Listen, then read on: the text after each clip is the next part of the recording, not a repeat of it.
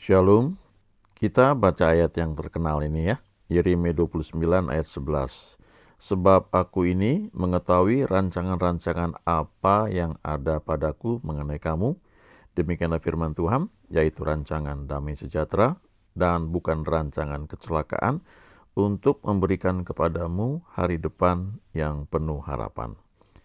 Nah, kita bisa lihat ya ayat-ayat di sekitar ayat ini ya, misalnya ayat yang ke-12. Dan apabila kamu berseru dan datang untuk berdoa kepadaku, maka aku akan mendengarkan kamu. Apabila kamu mencari aku, kamu akan menemukan aku. Apabila kamu menanyakan aku dengan segenap hati, aku akan memberi kamu menemukan aku. Demikianlah firman Tuhan, dan aku akan memulihkan keadaanmu dan akan mengumpulkan kamu dari antara segala bangsa dan dari segala tempat kemana kamu telah kucerai-beraikan.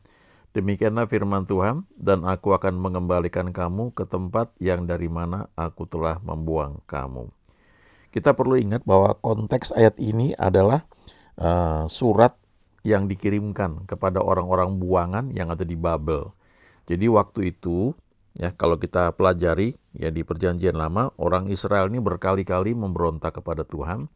Dan setelah kematian Salomo, kerajaan itu terbagi dua, ya, kerajaan bagian utara dan bagian selatan.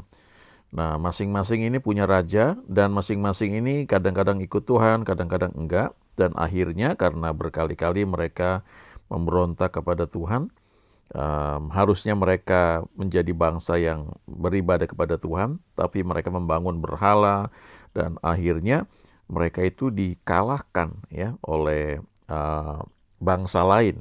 Di antaranya bangsa kerajaan yang utara itu, yang Israel, yang ibu kotanya Samaria, itu dikalahkan dan dibuang oleh bangsa Asyur, dikocar-kacirkan. Nah, kemudian yang bagian selatan, yang disebut kerajaan Yehuda, nah itu pada akhirnya juga dikalahkan, ditaklukkan oleh Raja Nebukadnezar, kemudian dibuang ke Babel. Waktu mereka ada di Babel, mereka ingat ya kampung halaman mereka dan mereka ingin pulang. Lalu surat ini dikirimkan kepada orang-orang Yehuda yang ada di sana. Dan ayat yang terkenal yang kita baca tadi, ayat 11 tentang rancangan Tuhan yang baik, ya, itu pertama kali muncul di Alkitab itu di sini, di ayat ini ya, di konteks di mana dalam situasi yang sangat tidak enak karena mereka itu tawanan, Tuhan bisa janji. Tuhan bisa bilang bahwa aku ini mengetahui rancangan-rancangan apa yang ada padaku mengenai kamu. Dan rancangan itu adalah rancangan damai sejahtera dan bukan rancangan kecelakaan. Ya, tetapi ada bagian yang harus dilakukan. Yang jelas yang pertama adalah ya beribadah kepada Tuhan.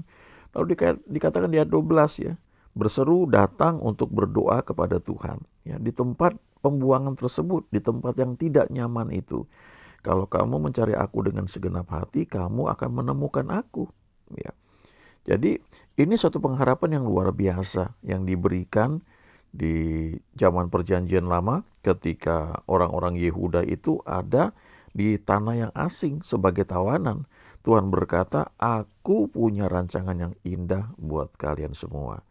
Jadi artinya kalau masa dulu pun Tuhan berkata seperti itu dan Tuhan tidak berubah, artinya kita bisa percaya janji ini berlaku buat kita juga. Tapi kita perlu lihat juga ayat-ayat sebelumnya. Nah, misalnya dari ayat 4 ini ya saya bacakan. Ini konteksnya. Beginilah firman Tuhan semesta alam Allah Israel kepada semua orang buangan yang diangkut ke dalam pembuangan dari Yerusalem ke Babel. Jadi para tawanan nih ya. Di antaranya di situ ada Daniel, Sadra, Mesa, Abednego, ya orang-orang yang akhirnya Tuhan pakai menjadi orang-orang yang hebat di Babel. Ya, Babel itu artinya kacau. Ya. Jadi di tempat yang kacau pun Tuhan bisa pakai orang-orang yang beribadah kepada Tuhan. Nah, apa perintahnya di ayat 5 ini? Dirikanlah rumah untuk kamu diami, buatlah kebun untuk kamu nikmati hasilnya. Ayat 6, ambillah istri untuk memperanakan anak laki-laki dan perempuan, ambilkanlah istri bagi anakmu laki-laki dan carikanlah suami bagi anakmu perempuan, supaya mereka melahirkan anak laki-laki dan perempuan, agar di sana kamu bertambah banyak dan jangan berkurang. Lalu ayat 7, usahakanlah kesejahteraan kota kemana kamu aku buang, dan berdoalah untuk kota itu kepada Tuhan, sebab kesejahteraannya adalah kesejahteraanmu. Jadi ayat-ayat ini mendahului sebelum munculnya ayat 11 mengenai janji Tuhan bahwa Dia punya rancangan yang indah, yang luar biasa, yang mendatangkan hari depan yang penuh harapan. Jadi ternyata ada bagian yang perlu dilakukan. Ya, kalau dikatakan dirikan rumah untuk kamu diami, artinya eh, itu ada hal yang kamu lakukan ya untuk kamu bisa nikmati. Ya, walaupun kamu di negeri pembuangan di tempat yang nggak nyaman, ayo dirikan rumah untuk kamu diami. Ya, sebagian kadang-kadang kita menantikan misalnya akan ada rapture ya. Lalu kita nggak kepingin misalnya punya rumah, bangun rumah, kita mau ngontrak aja karena Tuhan sudah mau datang, kita nggak mempersiapkan masa depan. Nah, kita nggak pernah tahu itu kapan ya. Kita harus tetap dalam keadaan siap. Anytime Tuhan datang, kita memang didapati sebagai orang-orang siang ya. Firman Tuhan katakan demikian dari surat Paulus. Ya. Tapi di sisi lain kita perlu membangun rumah, lalu buat kebun untuk kamu nikmati hasilnya. Artinya apa? Buka usaha. Ya, entah itu pekerjaan atau apapun untuk kamu nikmati, buat kamu nikmati. Ya. Kemudian ambillah istri, nah ini yang belum berkeluarga tentunya, untuk membangun satu keluarga supaya kamu punya keturunan. Bahkan kalau kamu sudah punya anak yang sudah dewasa, ya udah saatnya masuk dalam pernikahan, ya membentuk keluarga baru. Ayo doakan, carikan itu buat anakmu laki-laki ya, dan juga buat anak-anakmu perempuan. Tujuannya supaya mereka juga berkembang biak dan kamu bertambah banyak dan jangan berkurang. Nah ini bicara soal pengaruh ya, bicara soal kita itu menjadi garam, menjadi terang dimanapun kita berada. Ketika jumlah itu bertambah banyak, artinya kita itu memberikan value yang baik, nilai-nilai kerajaan yang bagus kepada lingkungan kita. Baru dikatakan lebih lanjut, usahakan kesejahteraan kota kemana kamu aku buang. Dan berdoalah untuk kota itu, jangan dikutuki. Ya. Jadi artinya ini bagian yang perlu kita kerjakan untuk kita melakukan yang terbaik untuk tempat di mana kita ada. Ini bicara tentang kota di mana kita tinggal, bicara tentang kalau skop yang lebih kecil berarti kabupaten atau kecamatan ya, atau juga kelurahan dan artinya lingkungan kita ya. Jangan buat masalah ya. Kemudian kalau bicara skop lebih besar ya berarti bicara tentang provinsi, bicara tentang negeri kita. Jangan kutuki, jangan berbicara negatif. Bersyukur untuk setiap hal yang kita lalui. Ada sistem yang dibuat di negeri seperti di tempat kita, ada demokrasi, ada sistem, ada hukum yang perlu ditaati. Jadi kita ini bukan negara kerajaan yang pemimpinnya itu menurunkan ya dari karena keturunan diturunkan lagi ke anaknya dan seterusnya. Tapi ada sistem itu memungkinkan untuk siapa saja yang memenuhi syarat bisa ambil bagian. Nah, perlu kita ingat ada aturannya ya. Bersyukur untuk hal itu, dan Alkitab berkata di kitab Roma bahwa tidak ada pemerintahan yang tidak berasal dari Tuhan. Nah, kita perlu ingat itu. Itu sebabnya kita perlu doakan, bukan berkata negatif. Ya, ketika sudah lewat masa pemilu dan nanti pilkada, ya sudah terpilih orang-orang yang memang kita sudah doakan, ya sudah, ya bersyukur dan kita doakan. Nah ini surat Paulus kepada Timotius, ya di Perjanjian Baru dia katakan, pertama-tama aku menasihatkan, naikkanlah permohonan, doa syafaat dan ucapan syukur untuk semua orang, untuk raja-raja dan untuk semua pembesar, agar kita dapat hidup tenang dan tentram dalam segala kesalehan dan kehormatan. Itulah yang baik dan yang berkenan kepada Allah, Juru Selamat kita, yang menghendaki supaya semua orang diselamatkan dan memperoleh pengetahuan akan kebenaran. Karena Allah itu Esa, dan Esa pula Dia yang menjadi pengantara antara Allah dan manusia, yaitu manusia Kristus Yesus, yang telah menyerahkan dirinya sebagai tebusan bagi semua manusia. Itu kesaksian pada waktu yang ditentukan. Jadi kita lihat di sini ya, tujuan kita berdoa untuk pemerintah ya, untuk raja-raja, untuk presiden, wakil presiden, untuk para menteri, untuk Kapolri, untuk Panglima TNI ya, untuk semua ya. Tujuannya apa? Supaya kita dapat hidup tenang dan tentram dalam segala kesalehan dan kehormatan. Ya, jadi kita bisa menikmati apa yang ada.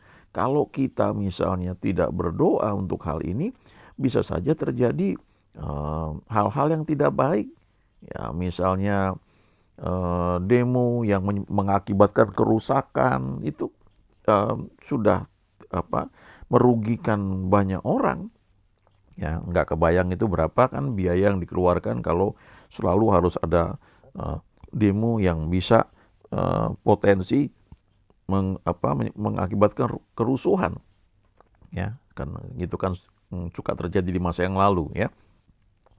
Nanti ada bakar-bakar dan menjara, itu bukan dari Tuhan. Kita perlu ingat itu. Nah, Alkitab berkata di sini, kita berdoa supaya kita dapat hidup tenang dan tentram dalam segala kesalehan dan kehormatan. Lalu dikatakan itulah yang baik dan yang berkenan kepada Allah juru selamat kita. Jadi kehidupan yang baik, tenang, tentram dalam segala kesalehan dan kehormatan itu baik dan berkenan kepada Tuhan. Yang memang menghendaki supaya semua orang diselamatkan, ya, dipulihkan, disembuhkan, diberkati, dan memperoleh pengetahuan akan kebenaran. Jadi ini bagian yang perlu kita lakukan sebagai orang-orang percaya. Ya, nggak usah tuntut orang lain, tapi kita yang lakukan, mulai dari kita. Lakukan yang baik, ya. Doakan, berkati pemerintah yang sudah ada, dan berkati setiap pemilihan nantinya yang akan dilalui untuk kepala daerah, sehingga semua itu terpilih orang-orang yang memang itu tepat ya. Nah, kita perlu ingat ya, pemilihan itu ada pada kita masing-masing ya. Life is all about choices ya. Kehidupan itu adalah semua soal pilihan, termasuk nanti waktu pilkada. Nah, tidak ada calon yang sempurna. Kita perlu ingat itu ya. Jangan harapkan orang-orang yang kita pilih itu seperti malaikat. Ya, nggak pernah salah, nggak pernah bohong, keluarganya itu aman-aman saja, ya, lalu masa lalunya itu selalu nggak pernah salah, pokoknya baik semua. Nggak ada yang seperti itu. Dan kita perlu ingat, yang kita pilih ini bukan untuk jadi pemimpin pelayanan atau pemimpin gereja, di mana Paulus itu memberitahu syarat-syarat bagi penilik jemaat di suratnya kepada Timotius kan. Ya, harus suami dari satu istri, ya, tidak boleh pemabuk, tidak boleh pemarah, dan punya nama baik dan sebagainya. Itu ideal sekali khususnya untuk pelayanan, untuk gereja. Karena itu konteksnya untuk pemimpin jemaat. Tapi kalau kita bicara untuk pemimpin, misalnya untuk gubernur, ya, untuk wali kota, kepala daerah, ya, juga untuk presiden, wakil presiden yang sudah kita pilih ya, itu jelas kita nggak bisa harapkan mereka itu jauh lebih sempurna dari kita ya. Yang perlu kita perhatikan adalah skill kemampuan mereka itu untuk bisa memimpin, dan itu bisa terlihat dari track recordnya seperti apa. Coba lihat ke belakang ya, bagaimana sejarah mereka melakukan hal-hal yang pernah mereka lalui sebagai pemimpin, mungkin sebagai apa saja ya. Kita bisa lihat itu, sekarang zamannya kita bisa track itu. Jangan lihat hal-hal yang tidak berhubungan langsung. Ya kalau dicari salahnya selalu ada ya.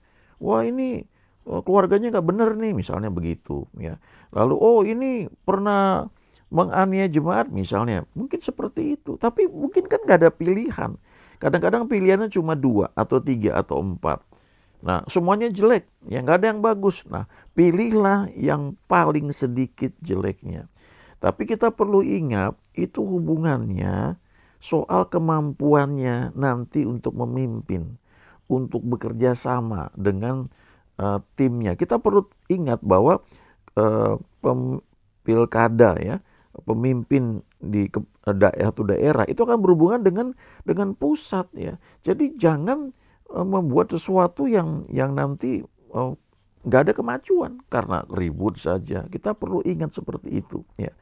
Lalu tidak ada hubungannya dengan apakah orang itu jago main musik misalnya, dan itu idola kita, main gitar yang keren sekali ini. Nggak bisa seperti itu. Dulu di Amerika tuh Ronald Reagan misalnya, dia bintang film dulu ya. Kemudian kalau nggak salah itu ada bintang terkenal juga tuh ya, eh, Clint Eastwood ya. Itu juga kalau nggak salah wali kota ya, tapi dia bintang film dan memang punya kapasitas untuk bisa memimpin ya. Itu lumayan lah, apalagi kayak Ronald Reagan, memang ternyata dia lebih keren jadi presiden dibandingkan jadi bintang film ya. Itu bisa seperti itu ya, nggak salah. Tapi artinya yang kita pilih itu kita lihat itu kemampuannya ya, untuk dia bisa berinteraksi. Kita perlu lihat juga ya, jangan kita terpancing oleh hal-hal yang membangkitkan emosi. Karena sebenarnya itu yang diinginkan oleh orang-orang yang punya kepentingan jahat ya, untuk membuat negeri kita kacau. Kita perlu hindari itu. Nah, kita perlu ingat juga ya, hal praktisnya ya pasti ya berdoa dulu lah, tanya Tuhan ya. Kita perlu ingat bahwa kita ini manusia cenderung mengambil keputusan karena faktor emosi dibandingkan pertimbangan logika. Jadi sedapat mungkin hindari provokasi atau cerita yang dibuat oleh orang lain yang mungkin tanpa sadar mempengaruhi kita. Ingat, ada fakta, tapi ada cerita yang dibuat berdasarkan fakta itu. Sebagai contoh, waktu mayat Yesus itu hilang, ya karena dia bangkit, kita baca itu di Alkitab, tapi kemudian dibuat satu cerita bahwa murid-murid Yesus itu mencuri mayat Yesus dan kemudian memberitahu bahwa dia bangkit dengan tujuan supaya orang-orang percaya. Nah, apa akhirnya? Akhirnya timbul cerita bahwa dia nggak bangkit, tapi murid-muridnya mencuri mayatnya. Nah, cerita itu beredar terus sampai sekarang. Jadi artinya begini, ada satu fakta, itu betul, real ya. Seseorang misalnya lulus kuliah dan sebagainya, itu fakta. Tapi bisa dibangun berbagai cerita dengan tujuan yang bisa negatif atau positif tentang fakta tersebut. Ya, bisa dibilang orang itu, wah dia misalnya beli ijazah misalnya, kan enggak, itu negatif ya. Itu kita nggak tahu benar apa enggak ya.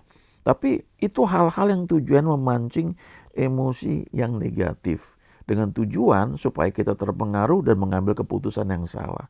Nah, kita perlu berdoa untuk hal itu ya. Ingat Amsal 11 ayat 11, berkat orang jujur memperkembangkan kota, tetapi mulut orang fasik meruntuhkannya.